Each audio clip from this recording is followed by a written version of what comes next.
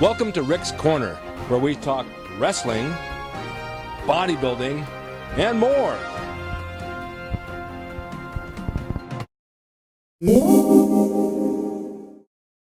And you know, the idea is that you got to put your time in. It's not like, oh, my match went 3 minutes. That's not a good thing. No. And when you're in your first year, you hope your matches go 30 minutes, 40 minutes, 45 minutes, 50 minutes, an hour. You go an hour, you know your stuff. If you can keep those people happy for an hour, right. Could you imagine? They can't keep your mind on the TV for more than 5 minutes now.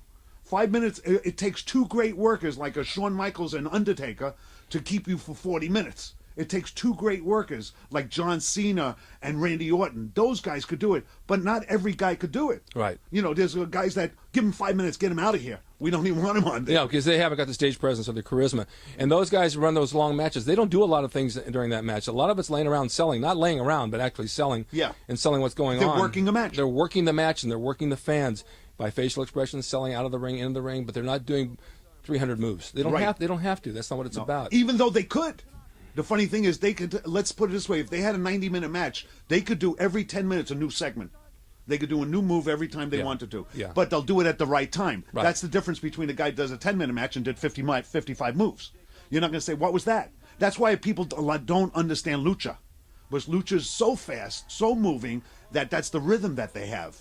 It's a fast rhythm, fast pace. But you say, what did they do? Yeah, you don't understand what they did. I enjoy watching it. I think it's fun because it's like watching the circus. Right. The guys are very agile, and they have some great moves. Beautiful moves. Yeah, you could take some of those lucha moves and incorporate them in your American moves and make good stuff out of it. There's a lot of good stuff there. Now, a good converted lucha guy, I have to admit, is Rey Mysterio. Oh yeah, beautiful moves. Could do every move in the book and has beautiful timing.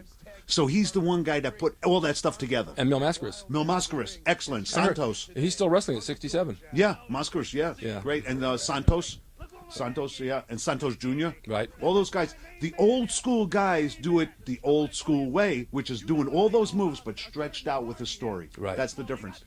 Even in lucha. Right, changed. and you can come out of the ring that night after 20, 30 minutes and not even be sweating sometimes if you do it right. Right. You pace yourself and sell it right. Okay, let's talk about something else as long as we're on this subject, because we did talk about working out and you and I looking alike and in good shape back then. Many people today get in the ring and they wear T-shirts and they wear cut-off jeans and they wear sneakers. They don't dress like wrestlers. No. Because they're out of shape. Right, absolutely. It's covering them. You're covering up. They're covering up. I yeah. have people that train out here with me, and they take a bump, and what do? They look at me, and they pull their T-shirt down right away. I said, don't keep adjusting your clothing. If you're fat, you're fat. Do something about it. Right. Go on a diet, work out, and get yourself in shape, because in the ring, what you're selling, now you're not just selling holds. You're selling yourself. You're selling flesh. You're selling bodies, and people want to see good bodies. You're men. You want to look like men. Women come, they get off on that shit. They want to see the big muscles. They want to see the bodies that look like they're powerful. They don't want to see some fat guy out there rolling around and can't move. Plus, you'll blow up quick and you'll get hurt because you're not in shape. Yeah, and you know also there's another thing. If you're going to be fat, you better be extremely fat so you have a gimmick. In other words, you got to be like a Haystacks Calhoun, Right. a Man Mountain Mike. You got to be a 500-pounder, a 400-pounder. Otherwise, you better be trim and in shape. You know, even if you're a guy like Festus, 290 pounds, he's a solid guy. These are solid guys. You don't have to be ripped, but you could be solid. That's the idea. Not to be flabby. That's what we're talking about. Exactly, right. Yeah, flabby. Yeah, you don't have to be ripped shreds like Batista, which has Yeah. got a wonderful body. But don't get me wrong, that guy's great. But you could be like Kane. Festus. Yeah, like Kane. Yeah, you just got to be solid and look Solid, like an athlete. Right.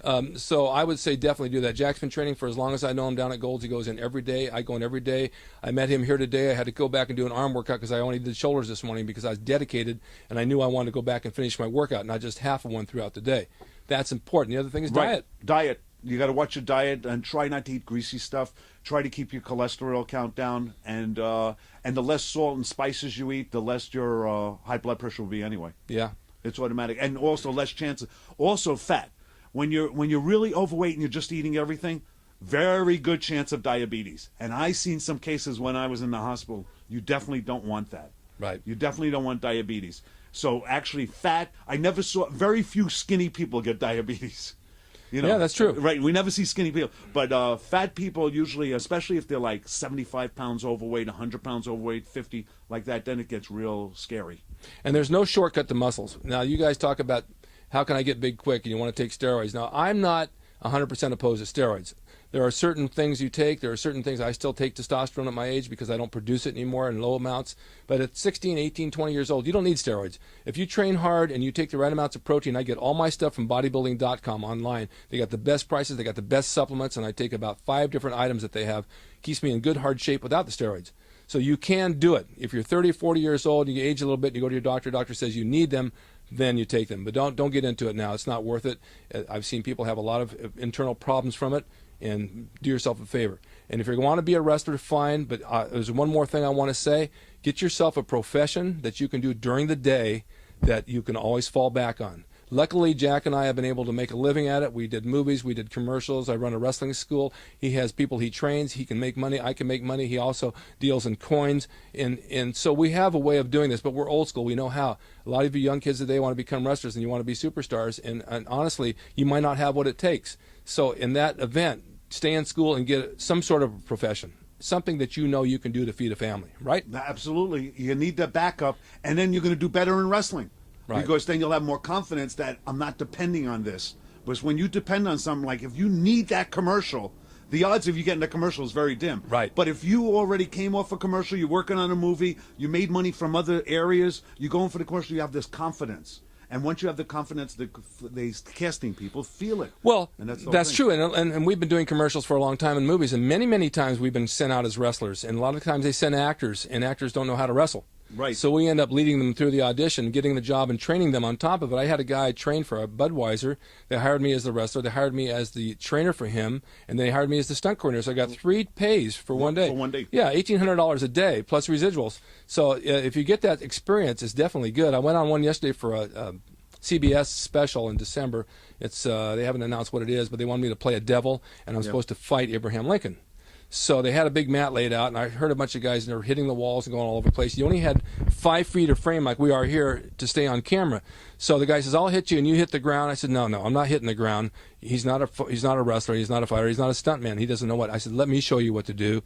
So I have a pitchfork. He's Abe Lincoln. I said, we walk around, I blow flames at his face and blow his hair up, and then all of a sudden he grabs the pitchfork. I said, "Give me a kick to the stomach." I sell down, hit me on the back. I sell up, still on camera, take the thing and choke me and spear me and send me out. The casting director loved it. She said, "Right, perfect." And everything was in frame. Everything was in frame. Yeah. This is what you learn from wrestling. Yeah. And the fact they wanted a body and I'm still in good shape is another plus for me because a lot of the guys weren't. Yeah, and if you remember, my last commercial was with you. We did the McDonald's commercial. You were a biker, and I was the gladiator. That's right. And we beat up the McDonald guys. We beat them up in a ring. So there's another way of making a living. It's harder than it used to be. Don't get me wrong. Acting is harder than it used to be. But with a wrestling background, it shows you stage presence, how to work with an audience, and then you can use it for your whatever you want to do from that point on. Right. It all works. It helps you in everything.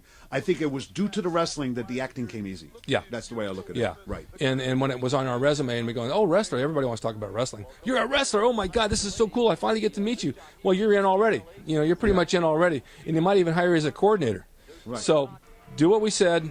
Stay on the diet, go to the gym, work your matches, keep them simple, but keep them effective. Know how to work your audience, get your character done, and you'll be okay. And be sure to get some sort of a daytime job that you can count on.